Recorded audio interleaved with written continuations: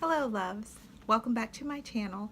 So today I'm coming at you from my classroom. So welcome to my space where I work and where I teach. I thought I'd pop in real quick just to say hello and also to share something with you. So recently I wrote a blog.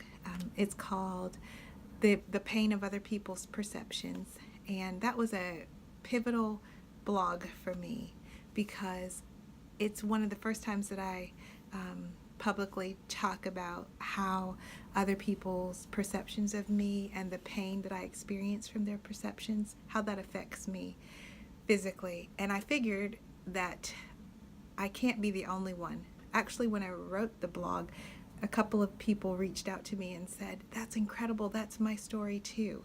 So one of the things that I share is I've struggled with this my entire life.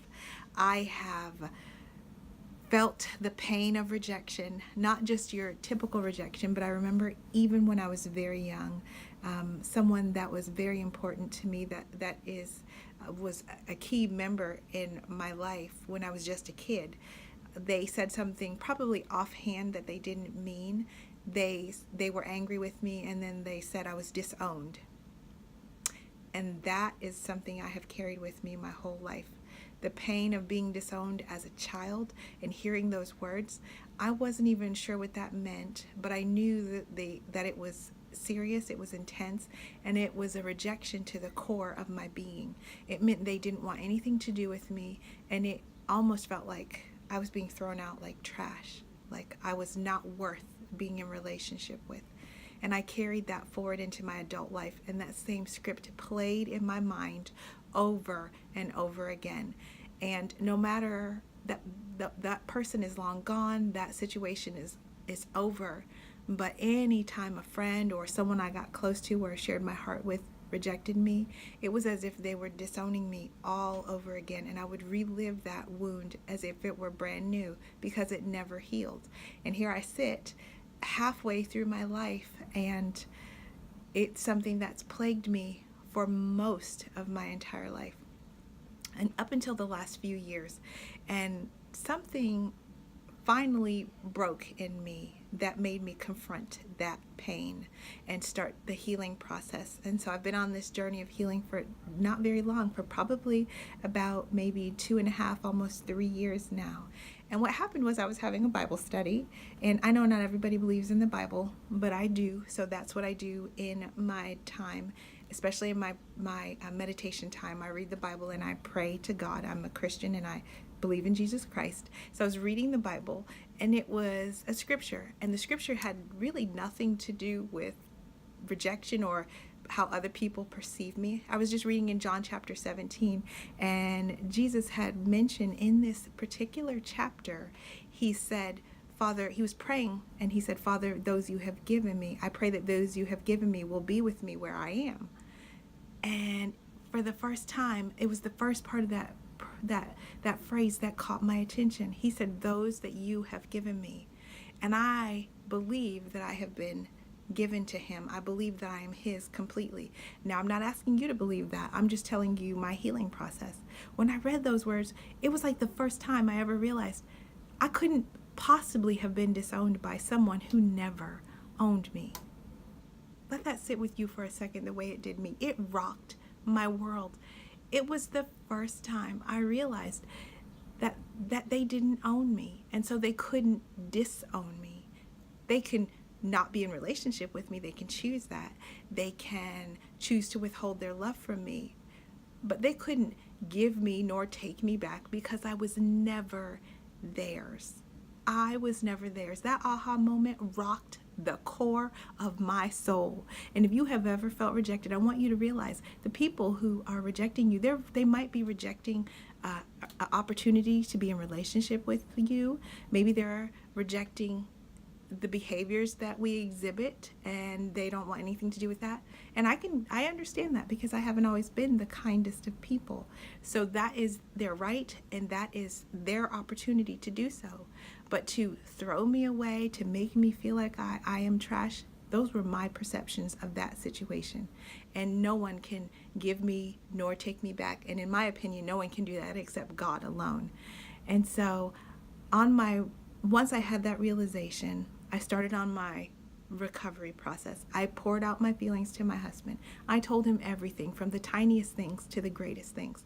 One of the things that he didn't know, and we've been married a long time, I physically have a reaction when people reject me.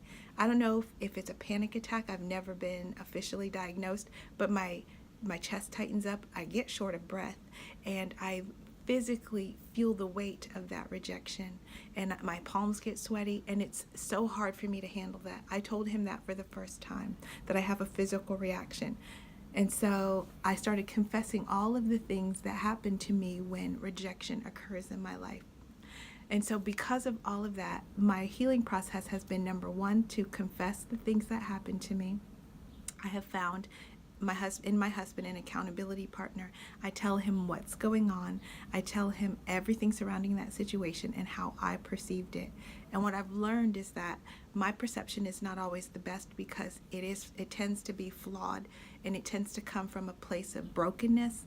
And because he doesn't have that same history as I do, he can speak into me, into my life, and give me another perspective and give me a little more wisdom about it. So that's the first thing I did for myself.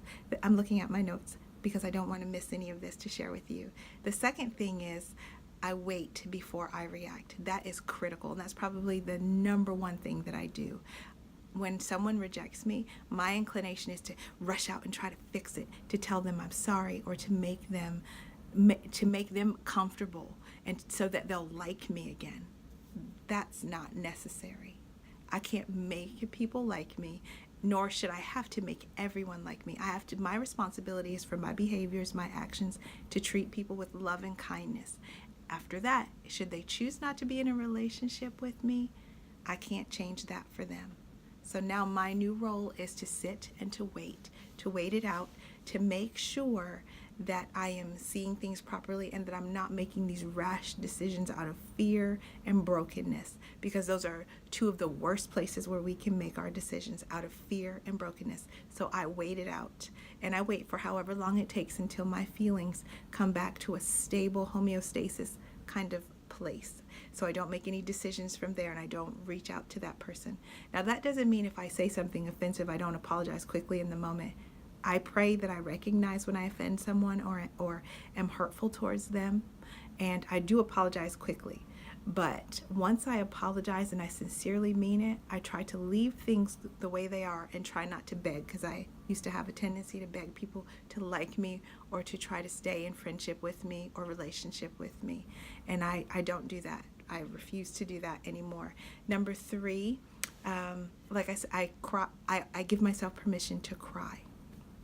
It's okay for me to feel the weight of my emotions, but there's also a timeline and a time limit on that emotion, because it can be draining, it can be toxic. So I give myself permission to cry, maybe for an hour or maybe for a half hour, 45 minutes. I take in the weight of that. I let the emotions out, and then I just let them be. I acknowledge how I'm feeling in that moment, and I say I'm feeling hurt, and I say it in prayer. I say it to my husband, and I allow myself to say it to myself. I say I'm hurt, this person hurt me, and then I just sit with it, and I say, and it's okay. It's okay for me to hurt, and it's okay for me to then move forward from that place. I don't have to live and wallow in the hurt the way that I used to. So I acknowledge it. I set a time limit to the morning, and then I get up and I start living life again. And sometimes I'll purposely set an activity or do something so that it brings me out of that place and that headspace of sadness. And the fourth thing I do is, I gave you a little hint in that last statement, I purpose to move forward. I tell myself, you don't have to feel good to do good. I don't have to feel good to live my life. I don't have to feel good to move forward in my relationship with my family. And what that means is, I don't have to wait till everything is perfect again before I engage with the people I love. I get up, I tell myself, you're going to laugh with your kids, you're going to laugh with your husband, you're going to go to work, and you're going to enjoy your co-workers, you're going to enjoy the profession that you chose. And I choose me. I choose not to reject me. I choose my life. I choose my life with purpose, and I choose to move forward in my life with purpose.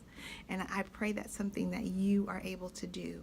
So with these 4 little steps, being able to cry when I need to, wait before I act, confide in a confidant, and purpose to move forward, with those 4 acts, I have literally transformed the way I interact with others and the way I perceive rejection. It's helped me greatly. I shared this with you because I hope if you are suffering in silence from how other people perceive you, I hope and pray that these 4 tools can help you move forward in life. And hey, it doesn't hurt to read the Bible. Maybe you too will find something in it that speaks to your soul and that changes how you see the world. It's been the single greatest tool in my life that has changed every single thing around me. I leave that with you. I thank you for tuning in and listening to me. Thank you for being on this journey with me as we work through life's issues and come out better and living our best lives. I wish you blessings and love and peace. Thank you.